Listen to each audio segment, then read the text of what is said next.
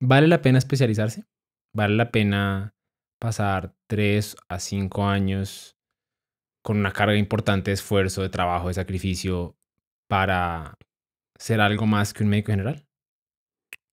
Em, pues desde mi punto de vista, claramente la respuesta es sí, pero, pero no creo que sea un factor necesario, que es como lo importante, ¿no?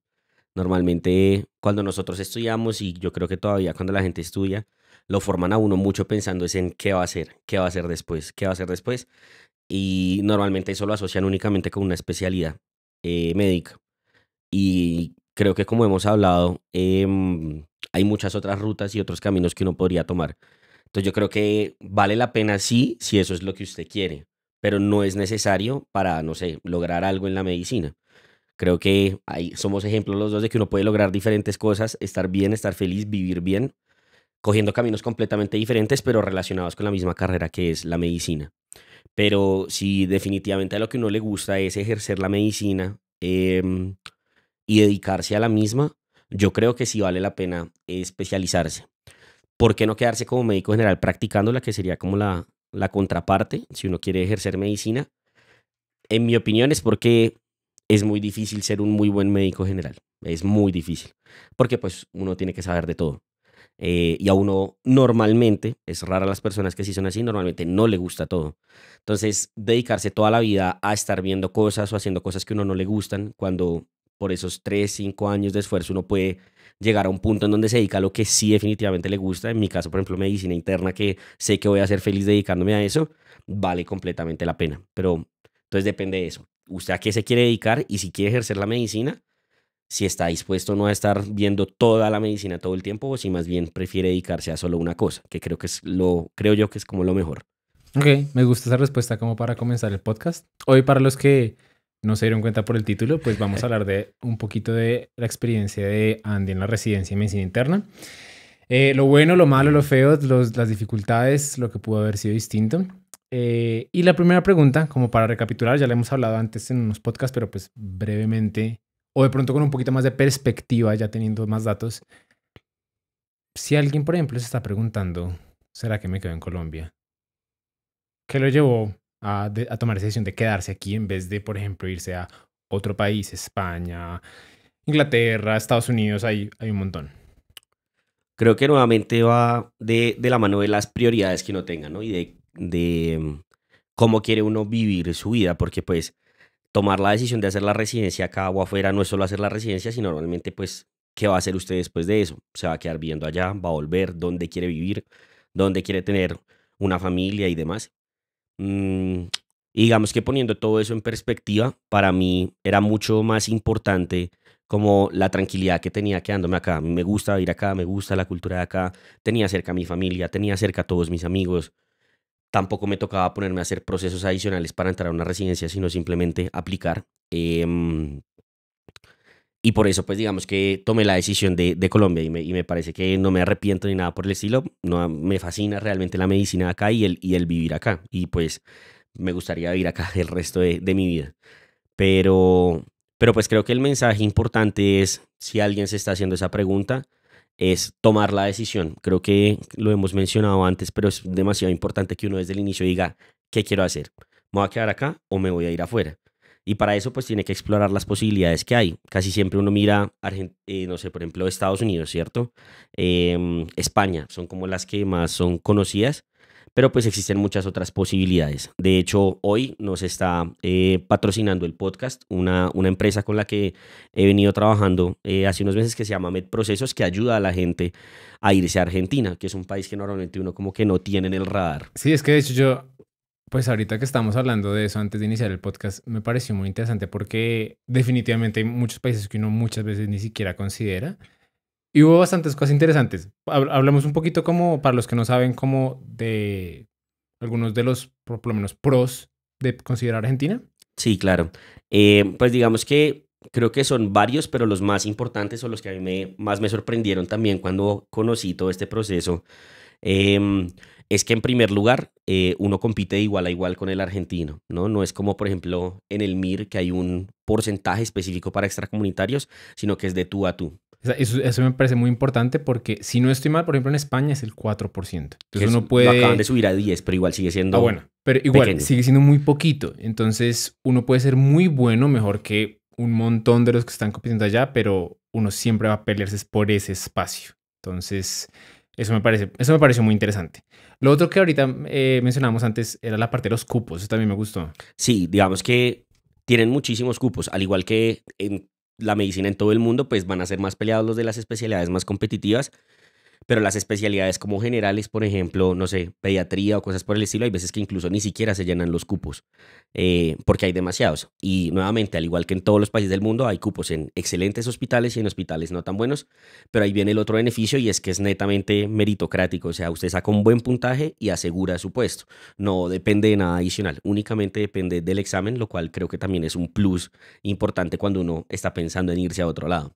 Y es solo un examen, ¿cierto? Solo un examen. Ok, perfecto. Sí, porque... Sí, no son tres. Nada por el estilo. Eso me gusta.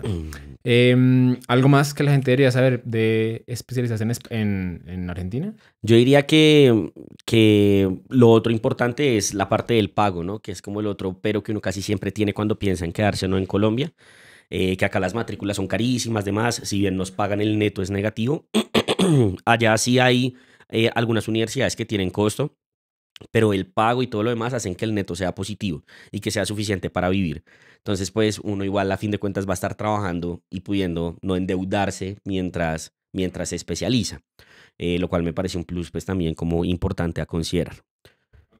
Entonces, MedProcesos precisamente pues nos está patrocinando este podcast y ellos básicamente lo que hacen es un acompañamiento muy integral para que cada una de las cosas que uno tiene que hacer en el proceso, ellos están ahí y le ayudan a uno. Y no solo le ayudan, sino que le dan recomendaciones distintas. Entonces, me gusta mucho. A mí, por ejemplo, yo cuando me fui a Estados Unidos, hay mucho del proceso en sí mismo que uno de médico uno no está acostumbrado a hacer eso.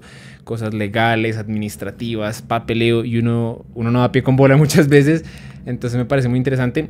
¿Quieres hablar un poquito de eso? Sí, no, completamente de acuerdo. Creo que el beneficio que tiene MedProcesos es ese, que es una asesoría integral y es desde el día uno que usted toma la decisión hasta el día que entra a la residencia. Pues digamos que ellos lo acompañan en Argentina cuando va a hacer las vueltas, lo acompañan presencialmente, lo ayudan con todo lo del papeleo, con todo lo de la gestión, que muchas veces pues uno se puede enredar en eso. Y que creo que es muy útil, como usted mencionaba, uno si toma este tipo de decisiones en su vida, hacerlo con una buena asesoría y un buen acompañamiento, que es pues lo que ofrece MedProcesos. Entonces, pues si a alguno le llega a interesar o quiere saber más de cómo es Argentina, cómo sería el proceso, les vamos a dejar en el link, en la descripción, perdón, un link en donde pueden comunicarse con MedProcesos y agendar una asesoría completamente gratuita en donde ellos les explican todo. Y si finalmente deciden tomar el servicio, si dicen que vienen de parte de tutorías medicina interna, les dan un descuento de $100 en el costo, pues digamos, de todo el proceso. Entonces, para que lo tengan en cuenta, porque realmente uno muchas veces descarta posibilidades apresuradamente y uno no... Uno se da cuenta que realmente hay opciones cuando, por ejemplo, uno conoce casos de personas que las tomaron y no las ve felices. Por ejemplo, una amiga nuestra se fue a otro país que nosotros nunca consideramos y está feliz allá en dermatología.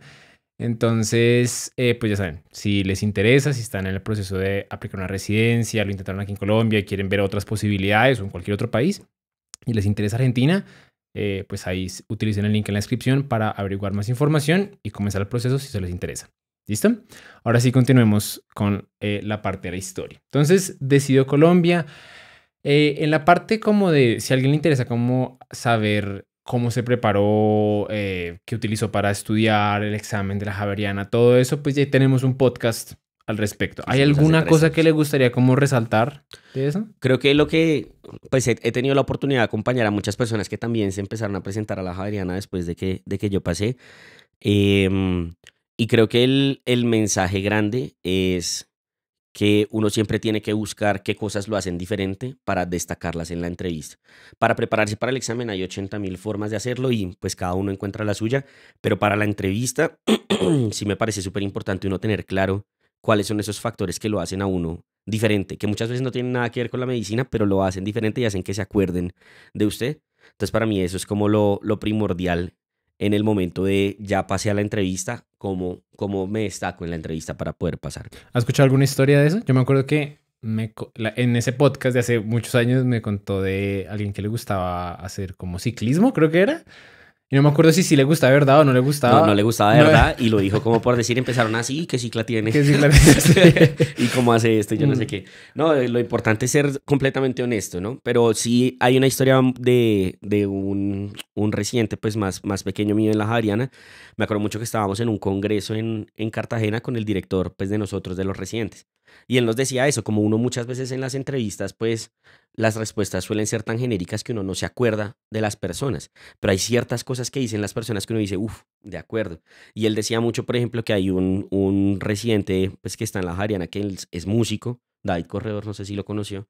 Él es músico y pues él habló de eso en la entrevista y el doctor Pulido fue, yo me acordé de usted y me acuerdo de usted de la entrevista por eso, porque a mí también me gusta la música, entonces como que le pude preguntar, saber un poquito más. Me acuerdo mucho que hay otro que le preguntaron que qué era lo más loco que había hecho en su vida y respondió que era que había metido yagé en el Amazonas.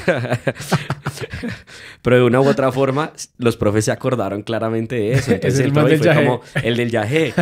A mí me pasó eso en el pregrado para el Rosario. Yo me acuerdo mucho que cuando hice mi entrevista para el pregrado en el Rosario, como que de hecho la hice con Mariale, una de nuestras mejores amigas, y con otra compañera de ella, y ellas hablaban de ir a acampar y yo no sé qué, y yo no había dicho nada en la entrevista. Yo decía, no voy a pasar. Hasta que preguntaron, bueno, ¿y ustedes han hecho alguna investigación? Y yo dije, llegó mi momento. Y yo en el colegio hice una investigación en donde busqué si comer almendras antes de comer frijoles disminuye los gases. Y pues según mi experimento sirvió. Pero con eso, la doctora Catalina siempre se acordaba de mí por eso. De hecho, cuando nos graduamos, siempre me dice, yo me acuerdo de ti por las almendras y los frijoles. Y yo, bueno. Entonces, hay muchas vainas que no tienen nada que ver, lo pueden hacer a uno destacar y hacer un diferencial para que uno logre ese cupo que tanto quiere. ¿Sabe que eso no tiene nada que ver, pero Ana, yo me acuerdo que una vez nos contó que en la entrevista ya le preguntaron algo así como de ¿con quién figura se casaría? Una cosa así como ¿con quién figura histórica? ¿O estaría una cita? ¿Se acuerda quién dijo? No.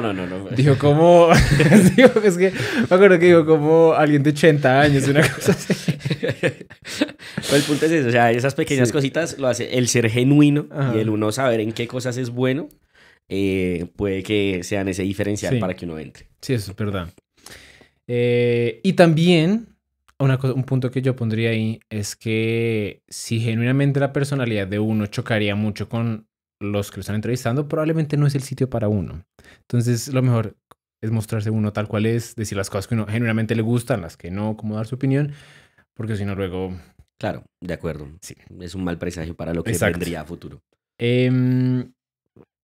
Aparte de ser uno mismo, por ejemplo, si alguien... Yo sé que y como he escrito con algunas personas que han intentado por muchos años pasar aquí mismo en Colombia y no pasan.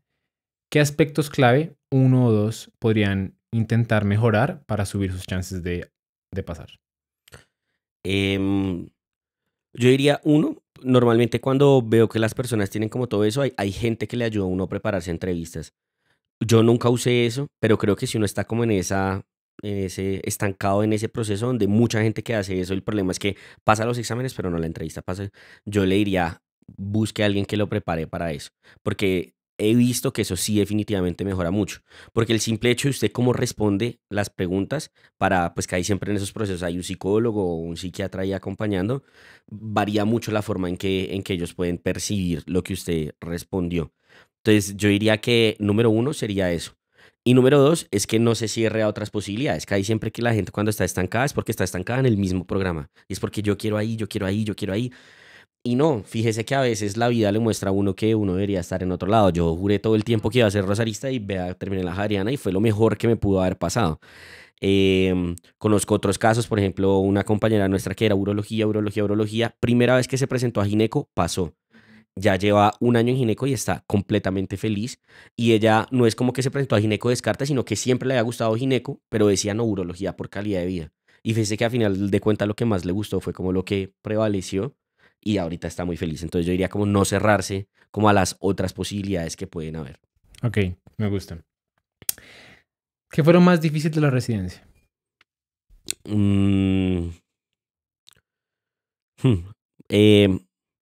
Diría que lo más retador, no sé si fue la palabra sea difícil, pero lo más retador fue entrar de ceros a un programa nuevo, a un hospital nuevo.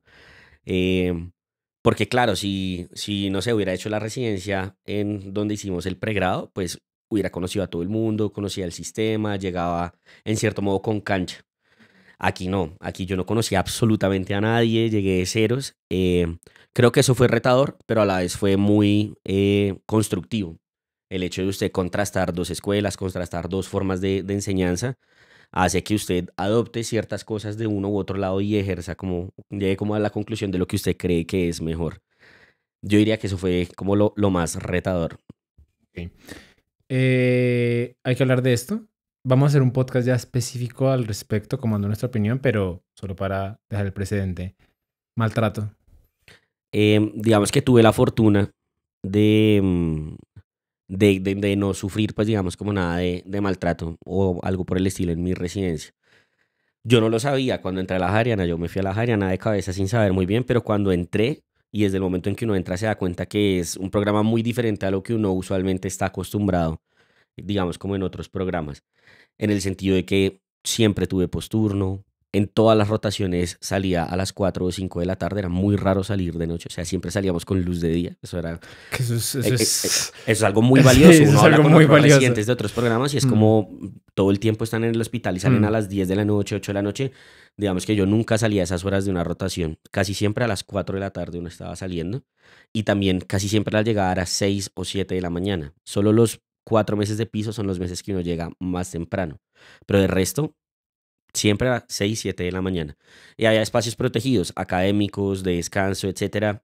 Desde el R1, uno tiene 1 a 2 fines de semana libres. No sé, o sea, siento que está, claramente no es la residencia perfecta, pero está muchos pasos adelante en lograr el bienestar de sus residentes. Pues, y hay que decirlo, o sea, comparado con la que nosotros habíamos conocido, que era la del Rosario, me parece como significativamente mejor.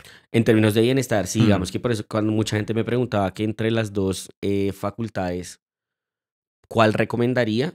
Yo siempre les decía como yo siento que académicamente las dos son igual de buenas. Una tiene más fortalezas que otra en ciertas cosas, pero uno hace el balance y a fin de cuentas académicamente son muy buenas. O sea, uno va a ser un muy buen internista en cualquiera de las dos. Pero digamos que la tranquilidad que uno tiene formándose o la tranquilidad que por lo menos yo sentí en mis 3 años de formación, siento que lo valen todo. El haber podido, no sé, seguir con el canal, seguir con todas las otras cosas que hice durante la residencia. Es que cosas como ver la luz. Yo no sé si le conté, pero una de las historias que más me marcó cuando yo estaba en Estados Unidos, un amigo estaba como trabajando en investigación con un director de programa, creo que era de algo quirúrgico, no estoy seguro de qué, creo que era vascular. Y un día él me contó como un residente, porque allá los residentes entran más tarde, entonces suelen tener como 30 años, no como fácilmente. El tipo entró llorándole al director del programa porque no había visto la luz del día como en 2 meses. No la había visto. O sea, llegaba, se iba al quirófano, salía y era noche. Y se despertaba y era mañana. O sea, como nunca veía la luz y le lloraba por eso. Como es impresionante. Entonces, cositas chiquitas así de calidad de vida pueden tener un impacto increíblemente grande. Claro, sí, no, de acuerdo. Y creo que el otro plus que yo sentí o que me pareció muy sorpresivo, agradable, fue el ambiente que hay entre los residentes. Creo que lo discutiremos más a fondo cuando hablemos en el podcast, pero dentro de la parte del maltrato en las residencias juega mucho el mismo trato entre los residentes, de R mayores a R pequeños y demás. Y desde que yo entré fue como aquí tenemos un pacto de no agresión en las revistas, nada del R3 preguntando al R1, solo el que está dirigiendo pregunta. Y así fue. O sea, en verdad uno sentía un verdadero compañerismo con los R grandes. O sea, yo me acuerdo mucho, lo he contado como 3 veces, pero en mi primer turno de piso, cuando 2 veces fueron a preguntarme el que estaba en la UCI, que era un R2, si estaba bien, si quería tinto, yo era como, ¿qué es esto? O sea, Ah, ¿en dónde estoy? ah. Creo que es esos pequeños detalles que a la fin de cuentas no son tan pequeños porque usted comparte con esas personas 3 años de su vida, hacen también una diferencia enorme. El hecho de que los mismos residentes digan, vamos a tratarnos bien, no hay que tratarnos mal, eso impacta y pues por lo menos así lo sentí yo en mis 3 años y fue una maravilla. Ok. Entonces, la siguiente pregunta creo que sería algo que a muchos les cuesta y es que debido O sea, no se han caído en cuenta, pero residente se llama así porque uno está residiendo en el hospital. Uno va a pasar una cantidad muy grande de horas ahí metido. Entonces, ¿cómo evitar que eso absorba la vida de uno y la vida de uno se vuelva solamente el hospital? Em, Antes de eso, ¿eso fue un problema? O sea, ¿eso le costó en algún punto? Diría que no. O sea, claramente hay algunas rotaciones que son más pesadas, diría yo, el piso y nefrología en el caso de mi programa, en donde uno tiene que, en el caso del piso, estar allá mucho tiempo físicamente. Y en el caso de nefrología también la carga académica es altísima, entonces uno tiene que estar estudiando mucho. Creo que esos son los dos momentos más retadores, entre comillas, como para uno equilibrar su tiempo y uno no caer en ese problema que es que la residencia se vuelva su vida, ¿sí? Que la residencia acapare todos los aspectos de su vida. Diría que fueron como los dos momentos en donde uno diría, uy, esto quizá aquí pudo haber pasado. No pasó y el resto, en el resto de la residencia, no, realmente no lo sentía así. Em, digamos que cómo lograrlo, por ejemplo, en el piso, digamos que en mi residencia sí hay algún mes en el que la gente de pronto llega a tener cierto grado como de colapso, de sentirse abrumado por la residencia, es en piso. Em, ¿Es por el tiempo? es por el tiempo, porque uno está, pues digamos que no hay turnos, entonces no hay posturnos. Eso hace que usted vaya sí o sí todos los días y es de lunes a sábado. Los domingos si uno se va turnando, pero entonces digamos que cuando usted le toca un domingo, pues usted va 15 días seguido al hospital. Entonces, a fin de cuentas, eso a la gente, pues normalmente, dependiendo de uno cómo lidie con eso, hay gente que le pega más fuerte que otra. Em, ¿Qué hacía yo? Em, Uno trataba como no exagerar en la llegada temprano. Hay mucha gente que por tratar de tener todo perfecto Llega a las 3 de la llega mañana. tempranísimo y eso es la receta perfecta para uno quemarse. Yo decía, pues no, o sea, como que sí llegaba más temprano, pero igual yo nunca llegué antes de las 5 de la mañana al hospital, o sea, como entre 5 y 5 y media para tener mis pacientes listos. Entonces, ¿cómo saber equilibrar eso? El horario de llegada me parece porque esa es la forma en la que usted empieza el día. Si usted empieza el día a las 3 de la mañana mamado, sintiendo que la alarma es lo peor que le pudo haber pasado, empezó mal y eso Sí. es un presagio para que esa rotación lo vaya a consumir. Y ese punto suena muy simple, pero creo que es muy importante, porque por ejemplo, a lo que algunos compañeros nuestros hacían en algunas rotaciones, y lo entiendo en algunos contextos, pero aún así creo que es peligroso, es algo como por ejemplo quedarse a dormir en el hospital, aunque uno no esté de turno. Porque muchos lo hacían en Sí. el internado, en cosas como en cirugía, y está bien. O sea, si me toca llegar sí o sí a las 2 de la mañana y salgo a las 11, bueno, lo entiendo. Pero si ese no es el caso, yo tendría mucho cuidado en hacer eso porque ahí es donde uno mismo se va quemando De solito. acuerdo. No, por ejemplo, dormir en la casa es fundamental. Entonces, sí, yo diría que el primer consejo, ese, o sea, entender como el balance, sobre todo en la llegada, tratar de, y eso aplica lo mismo para la noche, como uno siempre tiene que tratar de garantizarse un buen descanso. No, no sé, uno muchas veces como que se autoinflige una presión de que tiene que saber todo, tiene que lograr todo y eso hace que uno trasnoche más estudiando y no, a veces es más productivo usted no aprender esa pequeña cosa, pero descansar bien para llegar bien a la rotación. ¿Tomó esa decisión alguna vez? Como que tenía una tarea que algún profe le había dejado, dijo como estoy muy cansado, me voy a dormir. Sí, y la hice en la mañana, en el Uber. Pero dije como, Ah, pues nada, en la mañana busco algo rápido y si no, pues no sé, o sea, le digo que no alcancé, pero era eso que uno ya está leyendo y se está quedando dormido y uno dice, estoy perdiendo mi tiempo. Weón. Yo apagué y me puse a dormir. Entonces, creo que eso es importante, como balancear muy bien la hora de llegada y el tiempo de descanso es fundamental para uno no quemarse. sí, Do, eso, qué pena, solo doy una frase ahí, que uno muchas veces se concentra en manejo del tiempo, que es importante, pero también es, creo que igual de importante manejo de energía. Como hemos importantísimo. dicho un montón de veces, una vez está listo para aprender, para estudiar no sé qué, y una vez dice como, bueno, llegó la hora de dormirme solo porque sí. Y a veces uno en esa hora extra hubiera hecho el trabajo que le hubiera tomado 6 horas en otro estado mental.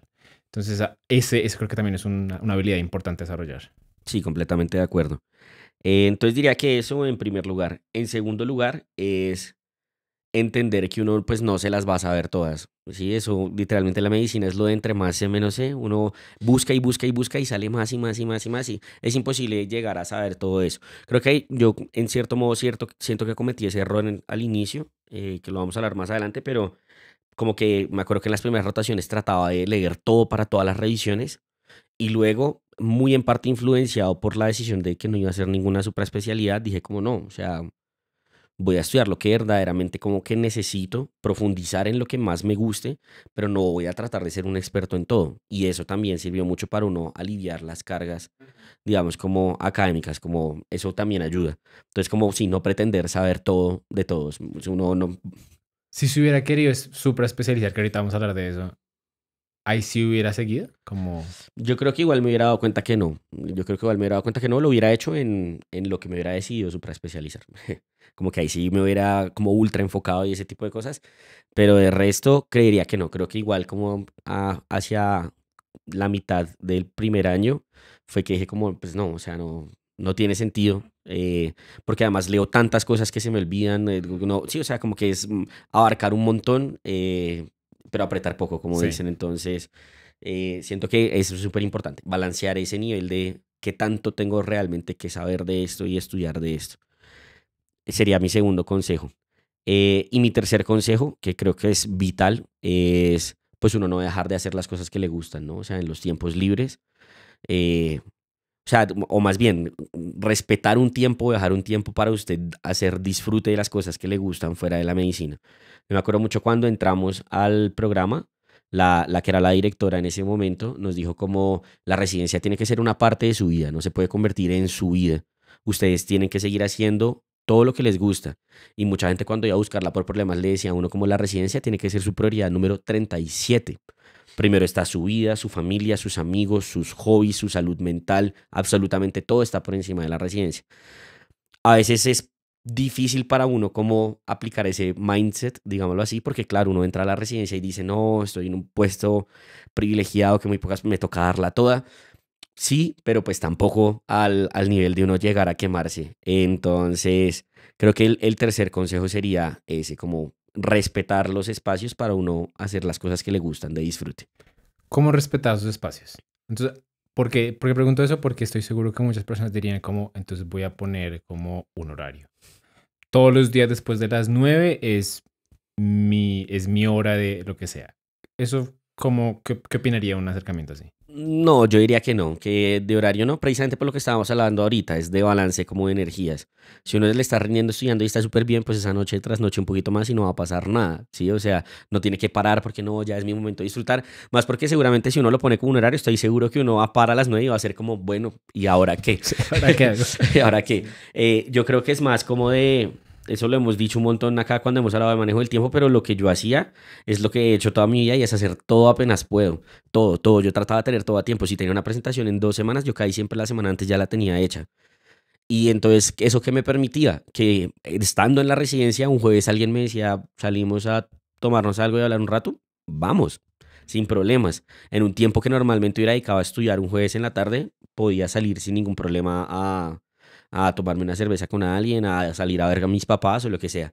Entonces, yo creo que la forma de respetar el disfrute es tratar como de de poder tener como el tiempo disponible para hacerlo. No sé cómo más expresarlo, como tratando de adelantar todo, yo con eso tenía como tiempo de sobra, por así decirlo, como un ahorro de tiempo que podía gastar en las cosas que me gustaban. Eso fue lo que yo hice. Yo la metáfora que les propondría pensar a las personas que están escuchando esto es que en vez de poner las cosas en cajones, que es lo que uno suele pensar como hasta aquí, como en un horario muy rígido, como hasta aquí, yo no sé qué, esta va a ser mi parte de trabajo, hasta aquí va a ser mi disfrute, lo vean como un balancín en el que uno constantemente está viendo como, ok, me toca un poquito más de trabajo esta semana, luego puedo darme un poquito más de lujo hasta aquí. Está todo el tiempo haciendo ese balance. No es una cosa que uno tiene que ir viendo del día a día, porque cuando yo siento que eso le pasará a un montón de gente, dice como, voy a darme mis espacios y voy a, no sé, voy a practicar el piano y tal cosa, y a veces uno simplemente tiene que estar en ese proceso constante de estar viendo como doy un poquito más para acá o un poquito más para acá. Sí, de acuerdo. Creo que pensando en eso que usted dice, digamos que esto que les dije que apliqué me sirvió para casi toda la residencia, pero por ejemplo, Nefro es como el ejemplo que más tengo en donde uno más le tocaba estudiar y habían más revisiones y eran muchísimos temas y eran extensísimos. Lo que yo decidí hacer fue que yo empezaba a estudiar el domingo en la tarde o en la noche y me clavaba de domingo a jueves. Me clavaba pero fuertemente, o sea, Grabado es todo el día, todos los días, todos los chun, chun, días chun, chun, estudiando y chun. no sé qué, si me tocaba Ajá. trasnochar, trasnochaba, etcétera. Pero eso lo hacía para saber que el viernes y el sábado no iba a tocar absolutamente nada del hospital. Entonces los viernes salía si quería, dormía si quería, me quedaba viendo series, lo que sea que hubiera para hacer, el sábado también me disfrutaba el día y otra vez el domingo como que retomaba. Digamos que ahí sí lo manejé un poco como horarios, pero en ese sentido de que era una rotación como en la que tocaba estudiar tanto, a mí me sirvió muchísimo. Eso fue como lo que yo hice. Porque yo veía que mucha gente colapsaba, era como, no, me toca estudiar todos los días todo y yo lo que decía era, no, o sea, yo me voy a clavar estos para poder tener estos dos libres. Y así yo, pues, o sea, sí estuvo pesado, pero pues sentí que pasó la rotación sin ningún como percance, pues. Ahora, uno cuando pasa por cosas así como una residencia, la perspectiva le cambia en muchas cosas. A mí, por ejemplo, la perspectiva me cambió en muchas cosas en el internado. El internado me cambió la perspectiva en mil cosas. Estoy seguro que la perspectiva debe cambiar también la residencia. Yo sé por lo menos de una, pero quiero saber de qué otras cosas. Bueno, eh, pues la una que es la que dice Santi, que es la más importante, fue la de no hacer el fellow. Esa fue la primera decisión. Y yo creo que tiene que ver en parte con precisamente las otras cosas que le cambian a uno la perspectiva durante la residencia. Em, en primer lugar, parte de lo que hablábamos al inicio es que uno siempre le vende la idea que toca hacer más y más y más y más y más. Y yo creo que cada vez más nos estamos dando cuenta, sobre todo después del COVID, que no es necesario eso para ni ser exitoso, ni ser feliz, ni nada por el estilo. Me acuerdo mucho que, de hecho, ahorita en la última rotación, un fellow de reumatología me preguntó cómo, ¿usted no quiere ser referente en algo, en algún tema? Yo le dije como, no tengo No. ningún interés en ser un Ajá. referente en algo. Yo quiero ser un buen internista, un buen docente y ya. Y con eso yo voy a ser feliz. Porque él sí decía como, no, yo quiero ser referente en esto y esto y esto. O sea, pues ese es su objetivo de vida, perfecto. Pero el punto es que ese no tiene que ser el objetivo de vida de todos, que es como lo que nos venden, siento yo, o lo que le tratan como de inculcar a uno un poco en la carrera. Porque claro, los profes que estudiaron 15 años le dicen a uno que eso es necesario para ser así. Y creo que no, creo que ya de por sí había perdido un poco esa noción antes de la residencia, pero estando en la residencia sí que la perdí completamente. Yo dije, yo veía a mis profes de piso y demás y yo decía como, así puedo ser perfectamente feliz. Em, Eso entonces, me parece muy maduro y muy... Creo que no mucha gente lo aceptaría, porque es que creo que es increíblemente fácil perseguir las metas de otra persona y creer que son las de uno. Porque eso le pasa, o sea, es ilógico que todo el mundo que entra en medicina, todos, absolutamente todos, quieran hacer la residencia cuando ni siquiera saben qué es cuando uno está en primer semestre, porque uno no literal. tiene ni idea qué es. Y sin embargo, es como el único sueño de todo el mundo porque es el único sueño que uno le dicen que significa algo. Entonces aquí creo que pasa lo mismo, como uno siempre... Y además, no solamente eso, sino que obviamente uno le gusta el positivo.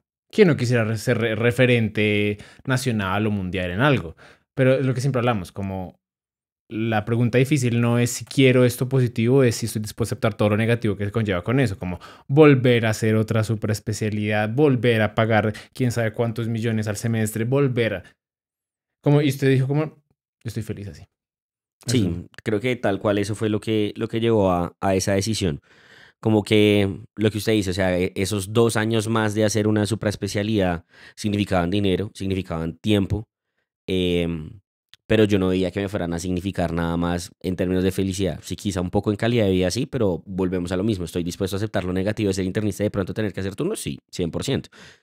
Entonces creo que depende mucho de uno que quiera y creo que en la residencia es muy importante uno entrar como con esa mentalidad y como con la mente abierta de vamos a ver qué pasa, vamos a ver qué me gusta, qué no, porque mucha gente, no sé, entra a medicina interna diciendo voy a ser cardiólogo y cuando se chocan con que no les gustó cardio, pues quedan como en un limbo de, bueno, ¿y ahora qué? quiero ser internista o qué quiero ser. O sea, como uno tiene que estar como muy abierto a entender como qué es lo que quiere. Diría que eso fue una de las perspectivas que cambió. La segunda, que fue muy importante y se dio también en parte antes del COVID, que me parece vital, es como entender que es bueno no depender de la medicina económicamente. Em, y creo que eso aplica para todos los trabajos. O sea, O poner tus huevos en solo una canasta. exactamente. Eso me pareció, creo que de las cosas que más me dieron tranquilidad durante mi residencia o que me permitieron vivirla como la viví, fue tener tranquilidad económica. Eso para mí fue fundamental. O sea, saber que con lo otro que estaba haciendo podía pagarme los semestres, vivir, no pedirle plata a mis papás y estar tranquilo. Eso fue fundamental. Y me di cuenta que hay varias personas en la residencia que les pasa lo mismo. O sea, dos compañeras de mi semestre, una tenía como un negocio de ropa y lo administraba y todo, yo no sé qué. Y la otra armó como un negocio como de panadería y demás, porque el esposo sabe cocinar, hizo un pan de masa madre y esa vaina se volvió un hit en el hospital.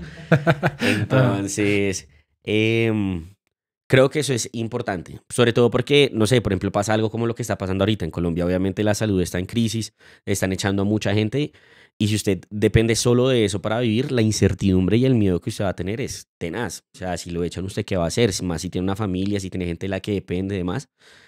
Entonces, creo que el hecho de que sin quererlo uno hubiera tenido otra fuente, no sé, Learners, YouTube, etcétera, hacer patrocinios, me pareció muy importante. Y al punto de que dentro de la residencia dije como también tengo que, si bien no dedicarle completo a esto, pues tengo que seguir creciendo esto.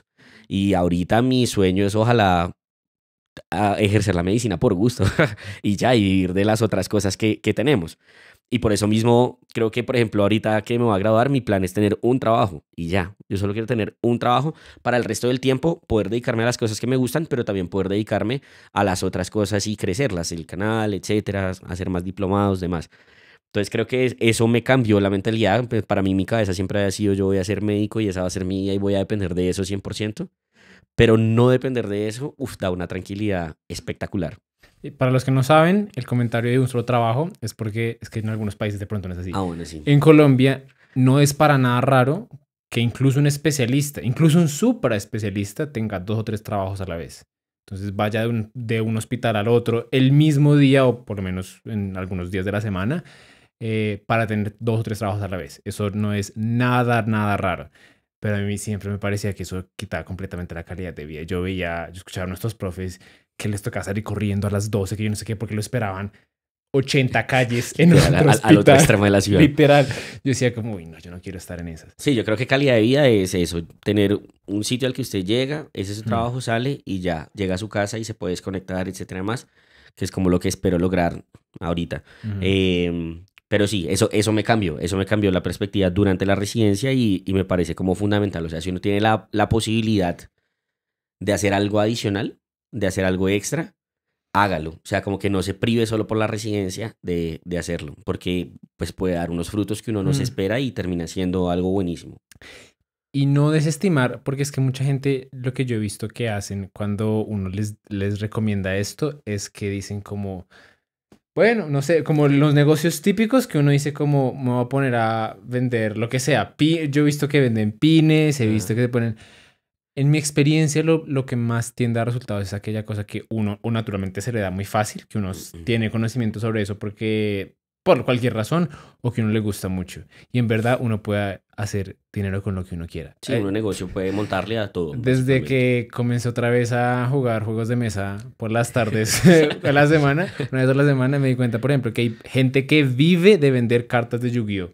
De esas cartas como que uno jugaba en el colegio. El hermano de uno de mis mejores amigos vive de eso. Hay gente que vive de eso. Entonces, muy bien. Si hay gente que vive de eso y a mí me gusta hacer pan o me gusta lo que sea, pues lo que me toca es ingeniarme la manera de monetizar eso. Pero la hay, segurísimo la hay. Y hay incluso alternativas como para las personas que no tienen el tiempo, lo que sea, que no requieren que uno haga más que mover un dedo con el celular. Como cualquier persona que tenga que le sobren $50 al mes, los puede invertir. De acuerdo. Y eso de a poquito, gradualmente, construye otra fuente de ingresos, sin que uno haga mucho trabajo. Entonces, siempre hay alguna alternativa. Casi siempre hay alguna alternativa. ¿Qué hubiera hecho distinto? ¿O de qué se arrepiente?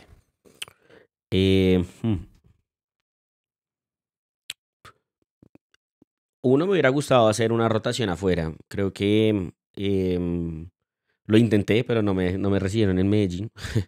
Pero Ya van 2 veces. sí, una vez que no pude ir a Medellín, en el pregrado fue por el COVID y esta vez fue porque dijeron que no tenían cupos para piso de medicina interna.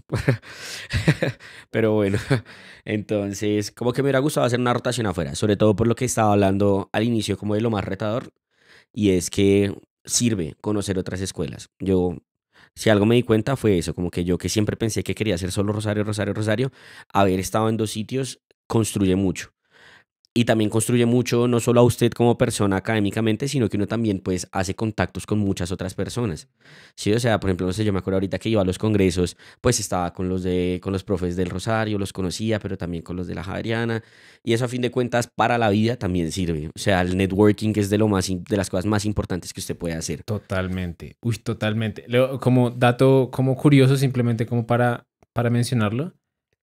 Nosotros, por ejemplo, cuando dimos tutorías, nos volvimos colegas, nos volvimos como a veces incluso amigos de muchas personas. Y me dio mucha ternura y curiosidad.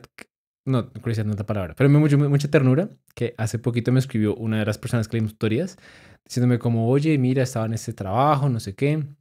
Eh, es como muy administrativo, es como muy de oficina, uno vive súper feliz, pagan bien, no sé qué, me gustaría recomendarte.